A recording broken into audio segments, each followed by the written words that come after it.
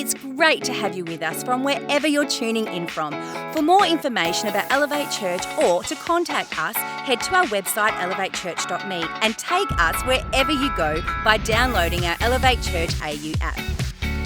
We hope this message inspires and helps you to take your next steps in your journey. Question right off the bat. It's a rhetorical question, meaning you don't have to respond to me, but think to yourself, this is my question. Are you happy? All right, very good. Good, some people are, which, may be a bit of a surprise because, let's face it, we're 2+ years into a pandemic, and that's a thing. A lot of uncertainty continues around that. We're getting a constant stream of unfortunate news coming from Ukraine and the atrocities being committed over there, which, can weigh just on us. If you have a mortgage, there's increased chatter about not if, but when RBA are going to raise interest rates and what that's going to mean for your cash flow. In fact, if you were to pick a theme song for your current happiness level, would it be Pharrell Williams' Happy? Or would it be Rolling Stones' I Can't Get No Satisfaction? Which would be kind of more typically your current theme song? I think sometimes when you ask this sort of a question, the most honest answer might be, well, it depends. Am I happy? It depends. It depends when you ask me. Morning people, ask you in the morning, yeah, I'm happy. After about 5 p.m., not so happy. Evening people, opposite. It's 11 a.m. and I'm awake. No, I'm not happy. This is ridiculous. How do people live like this? If you love your job, you might be a thank God it's Monday and I'm happy. And if you hate your job, you might be a thank God it's Friday and I get out of here and get to enjoy life again. Maybe even you might slice and dice it and say, well, it depends what aspect of my life you're referring to. I mean, my kids make me happy. My spouse, not so much. My bank balance, well, I've seen better days. Or this one, right now, when you are walking into the door of the service station to pay for fuel that you just pumped, I think it might be okay to have the realization that you're not happy. This is not working. So we're launching a series today called The Joy Factor. And over the next few weeks, we're going to take a deep dive into actually a slice of Jesus' most famous teaching. His most famous teaching has been kind of packaged up and labeled the Sermon on the Mount. And he begins this famous message, truth bomb after truth bomb after truth bomb, with what's become known as the Beatitudes, where Jesus drops 9 key principles that if we take them and apply them in our lives, they will actually cause our joy to increase. So starting today, if you've got your Bible or your Bible app, how about you open that to Matthew chapter 5. So Matthew was one of Jesus' handpicked followers. He was an accountant by trade, so pretty good on the details. If you're going to ask somebody to record your most famous message, definitely choose Matthew. He's going to cross every T and dot every I. The backstory actually leading into this Sermon on the Mount that Jesus taught is actually Jesus had just recently handpicked his 12 followers. That's something that rabbis did. Rabbis, beginning their public rabbi-ish journey, would choose 12 handpicked and call them their disciples. So Jesus did that. He started their training by taking them on a road trip throughout Galilee. And him and his 12 merry men went around Galilee. Literally, Matthew records, Jesus was going around healing every single person who had some illness or affliction. Well, get this. You will not be surprised to learn that as news of Jesus going around healing people started to spread, his popularity spread, and people actually started coming to him from outside of Galilee. Crowds growing day by day, week by week. And so right now, Matthew drops us into the situation where Jesus has some crowd control issues. And so he retreats up a little hill, hence the Sermon on the Mount. And those that were sort of committed, they followed him up the hill and he started to teach them. And as I said, the very first thing he taught them was these 9 truths that if we apply them, we can increase the joy factor in our lives. So this is where Matthew drops us in. Verse 1, when Jesus saw his ministry drawing huge crowds, he climbed a hillside. Those who were apprenticed to him, the committed, climbed with him. Arriving at a quiet place, he sat down and he taught his climbing companions. And this is what he said. You're blessed when you're at the end of your rope. That makes absolutely no sense. His followers would have been like, huh? I thought you were smart. This is just dumb. Like, that does not make sense. You're blessed when you're at the end of your rope. With less of you, there's more of God and his rule. Okay. And Jesus uses this phrase blessed again and again and again, 9 times in this Beatitudes. Blessed, blessed, blessed. So let me define terms very simply. I'm going to go with the definition of blessed as being the state of being singularly favored by God. Now, the thing about this definition of being singularly favored by God is a truth that I've just been like dying to tell you all today. This idea, and this might be some of the best news you've heard in a long time, reinforces the fact that God doesn't just love you, he actually likes you. Because we say, oh yeah, God loves the world. Yeah, God loves, God. Sure. But do you know he actually likes you? And this matters in relationships. I mean, you're meant to love your spouse, but it's also a bonus when you like them. You're meant to love your kids. It's also a bonus when you like them, right? So God doesn't just love you. He also likes you. He doesn't necessarily like everything you do, but he likes you. And he wants to favor you. He wants to bless you. He wants to demonstrate in practical terms his love and like for you.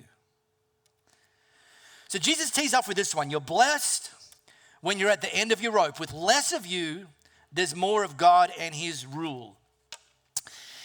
In 2007, Steve Jobs introduced a brand new device, which I think we can all agree has been a game changer, called the iPhone. And he pulls it out of his pocket. Up to then, there'd been an iPod and there'd been Blackberries. He pulls out an iPhone and people are like, oh, wow, that's amazing, this and that. And there was queues at the Apple stores, and there was stampedes at the Apple stores to buy the first ones around the globe, this and that. That's not my scene. I don't want to buy the first of anything. I want some other people to be the guinea pigs, and once they've ironed out the kinks, I'll go in and get the next version. So one of my friends, a few months after the iPhone was released, he had one. We were at dinner, and I said, I'm starting to build a case. Like, if I was to get one, why would I get one? This is in my head. Why would I get one? Do my research. Ask questions. So I asked my friend, hey, I noticed you've got the new iPhone. What does it do? Show me what it does. And so he goes, check this out. And he picks it up, and he has the screen facing to me, and it's got an image of a glass of beer. And he goes, watch this. And as he tilted the iPhone, the beer drained away. And I was like, okay, yeah. And does it do anything else? He's like, yeah. There's another app that emits fart sounds on demand. And I'm like, sure. Well, needless to say, I did not purchase an iPhone following that dinner conversation. Not exactly an essential tool. Fake beer drinking and fart noises, unless you're a 13-year-old boy with the latter app, or Andrew Pelicanos.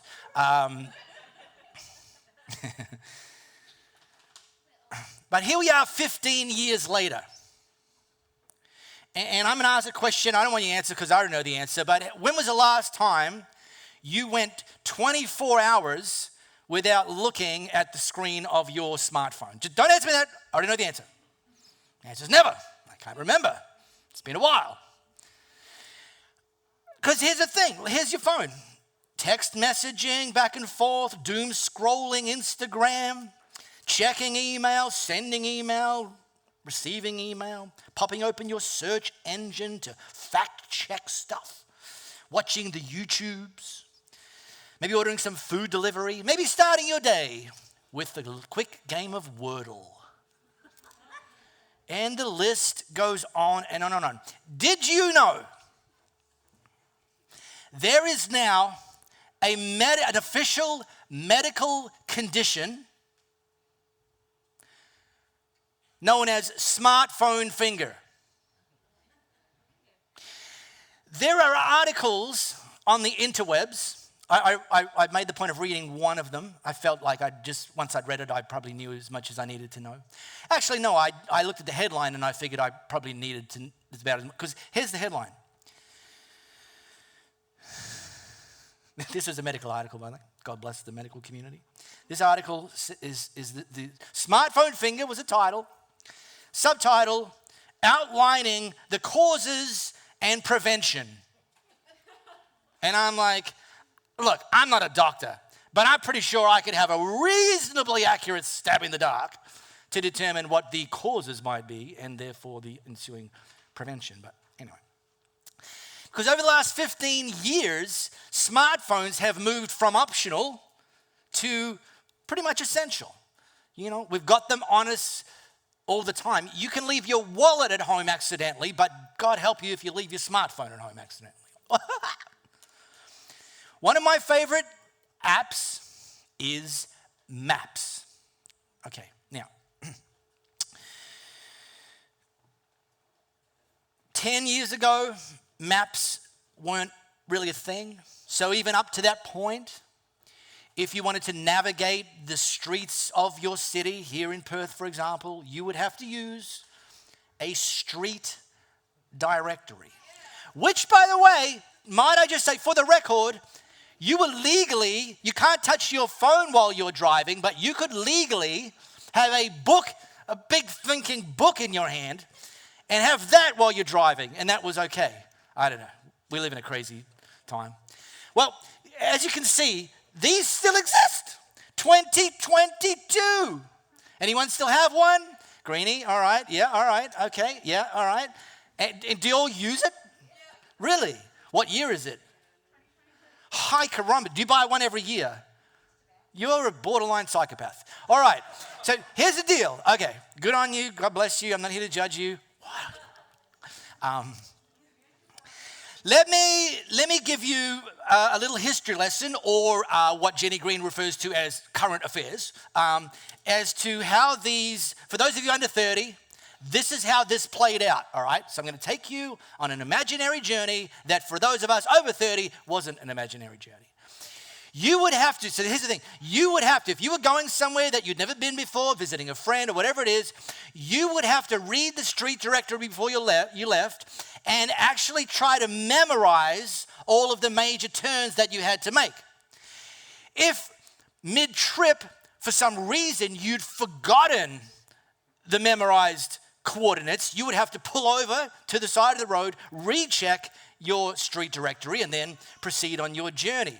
If you forgot to take your street directory with you, you would have to find a service station and then cheekily pretend you were going to buy something, but actually just go and read the street directory for free. The trick was to have a passenger.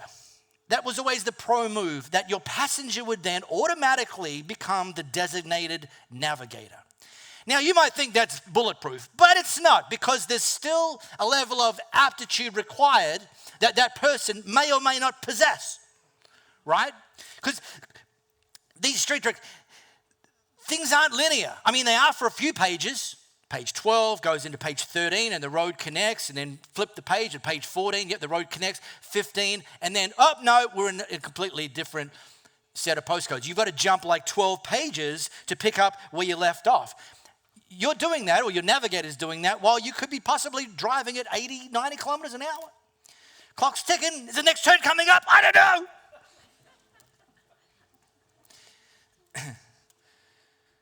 Did anybody who's been a designated navigator turn the map book as the turns? Yeah, all right. Well, I have one of them in my household.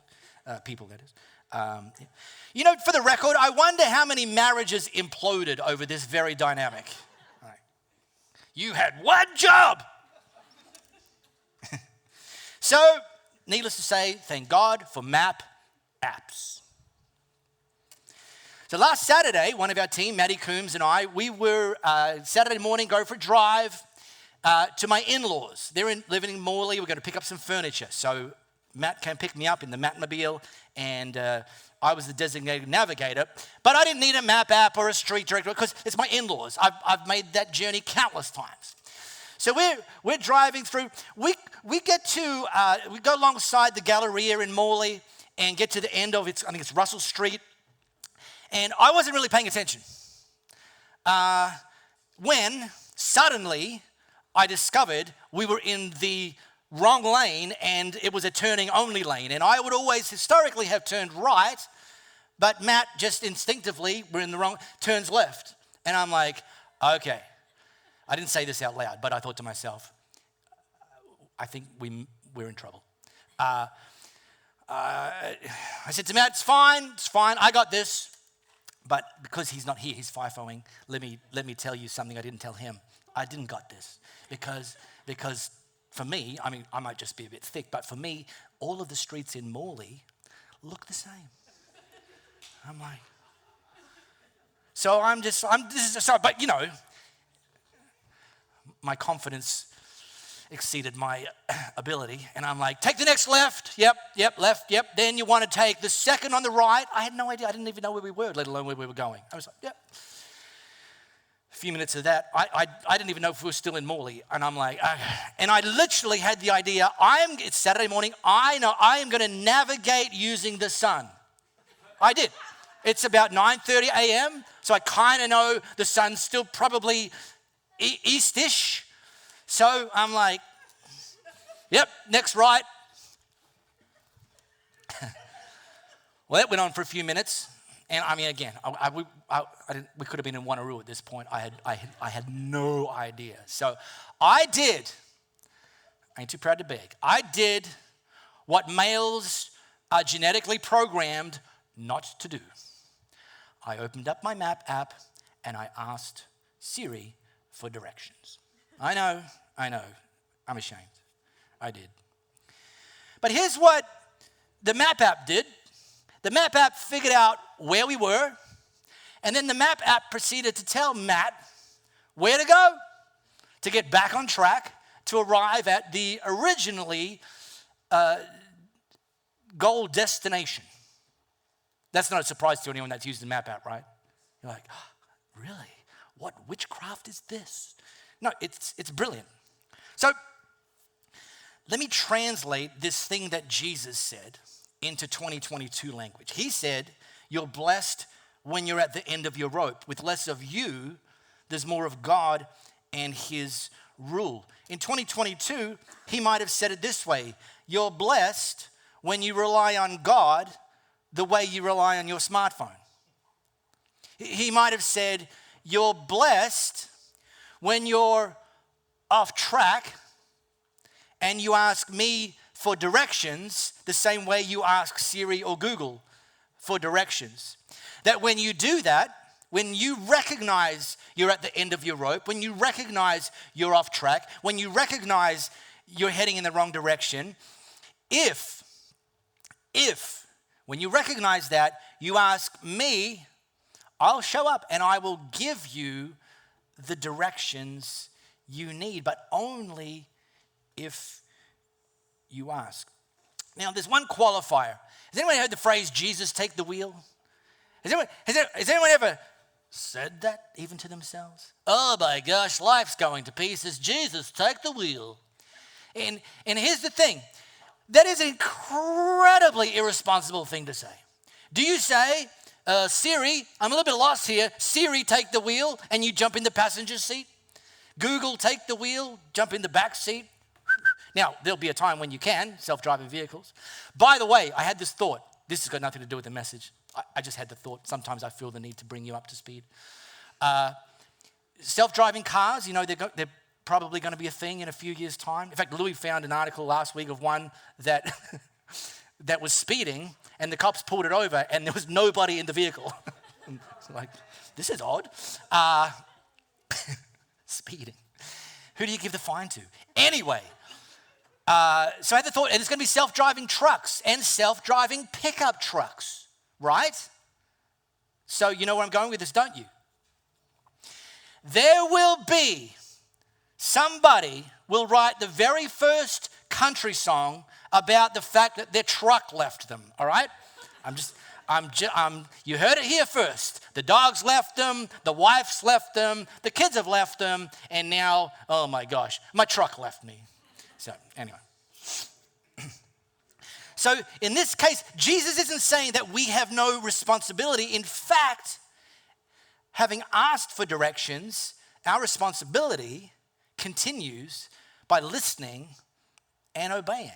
That's the same with the map apps. I'm going to ask you where to go, and when you tell me, I'm going to listen, and then I'm not going to arm wrestle you. I'm going to listen, and I'm going to do what you tell me to do.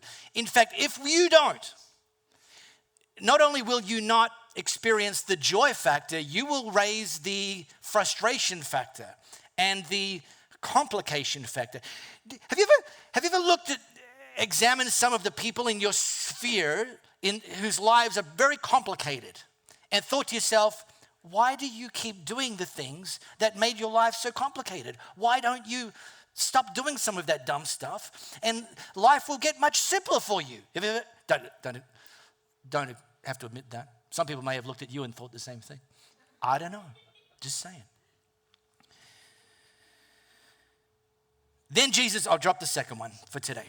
You're blessed when you feel you've lost what's most dear to you. Again, Jesus, this makes no sense. Only then can you be embraced by the one most dear to you. Now, this is probably read at funerals, and for all the right reasons. And the obvious one is, lost a person that's most dear to you. Absolutely. Though it goes beyond that as well. Lost a marriage, have a wayward child, lost a job or a business, maybe lost some health, finances, opportunities, maybe lost some trust with somebody with whom you previously had a solid trust relationship. Now, I've been there. I'll give you the very skinny version because I don't like, I've told this story before on almost endless loop, it feels, is that 13 years ago, I was leading a church and I got fired from leading that church. And I lost, and Louis as well, we lost a lot in the aftermath of that. I mean, financially, cash flow, equity, etc., because we bought a house, sold a house, and markets were going in the wrong direction. Next 12 months, we lost high six figures. And when I say high, I mean high six figures in the next 12 months. That wasn't cool. We lost friends, friends that we'd been making in the church. We lost trust, because it was the board of the church that had fired me without any consultation, and we'd kind of thought that we were building trust with them, and the list goes on. It was just brutal, absolutely brutal. And the easiest thing for me at the time to have done would have just gone to go back into my corporate career, resume that, which, by the way, would have helped fast track the reversal of our financial situation. But here's the problem. If I did that, I would have skipped a step. In fact, I would have skipped this step. I would have gone into that job with open wounds, and that would have been problematic for me and everybody else, because I would have skipped this step if I'd done that as my next move. And so we really needed God's embrace. I mean, when you've got like open, deep wounds, you need some outside intervention. A hug and a Band-Aid to kiss your boo-boo isn't going to get it done. And some of you know this because you've been in situations and circumstances and seasons where you had deep, open wounds. And Jesus says, don't skip this step. This is the part of the story I couldn't wait to tell you, is that the first person I rang, a friend of mine, Rick in Melbourne, and I just phoned him to just kind of download, and I knew he'd just listen and not judge and not, whatever. And he said to us, well, how about you come and stay with us for a couple of weeks? Well, we stayed with them for 6 months. We just forgot to leave. Every morning they'd get up and be like, they're still here. And that family treated us as family. They just loved it. In these times, you don't just need people who are going to tolerate you. You need people who are going to celebrate you. And that made all the difference. God used them, people, God with skin on, to embrace us and help us on this journey. Don't skip this step. They lead a church in Melbourne, which I'm part of the teaching team now. In fact, I taught there this morning virtually. Their church celebrated us, embraced us and celebrated us. In fact, we were so hurt by the church that I just been fired from that like we couldn't even bring ourselves some Sundays to turn up, even though it was a different church. It was just like, just these reminders of what had just happened, the aftermath, and we still got the open wounds and so on. And they were like, that's fine. Show up when you show up, or have coffee in St Kilda when you don't show up. Both is fine. And we're like, wow, the grace and the space that they gave us was remarkable. One embrace came kind of out of left field for me personally, because I'm there going, oh man, this sucks. We resigned from our job here in Perth. We moved interstate. We went all in. We bought a house. And 12 months later, I'm like, oh man, did we not hear God correctly? Is there things we could have done differently? Sometimes you even get in a little bit of self-pity where you think it's only you that this has ever happened to. Like, oh, what's wrong with me? And I remember in this 12-month kind of healing phase, there was an email blog came through. I subscribe to some church leadership email blogs, that sort of stuff, so I get this email blog. And I'm reading the article, and it's an article telling a slice of a story of like this Christian all-star church leader. If I said his name, 90% of you would be like, oh, really, that guy? Yeah, that guy. He's a church leader, written a gazillion books that have sold gazillions of copies. And I'm reading this article which starts to tell a slice of his story that I had no idea had ever happened. And it was that he was leading a church and it wasn't going so well. And so one day he turned to his wife and said to her, honey, I'm not sure if we're meant to kind of keep going. Like this is not kind of clicking. Do you think we should pray about it? And his wife responded instinctively, yeah, you pray while I pack. And that was it. They got out of there. It was considered a failure in that. And I'm like, I was so encouraged that even an all-star level leader can have this sort of thing happen to them. And so even then, and I was, this happened for me. And I was reminded, God didn't just love me and love us, he actually liked me. And he wanted to bless me, not in some kind of cosmic way, but very, very pixelated. Sends this email. And in a culture that advocates rise and grind, it's easy to skip this step.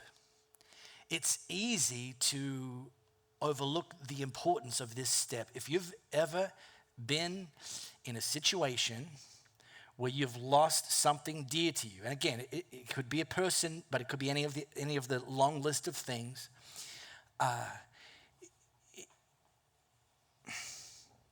Don't skip this step. And you might even be in that place today where you're like, I still have, like I've got scars, but no more open wounds. And that's the key difference, So God may still want to do some more healing for you. Don't skip this step. We really hope you got a lot out of this message. If you live in the Perth area, we'd love for you to join one of our live experiences. For times and directions, as well as information, head to our website, elevatechurch.me. For those of you beyond the Perth area, we'd love for you to connect with our online experience, which premieres every Sunday via YouTube and Facebook Live, and on demand immediately after.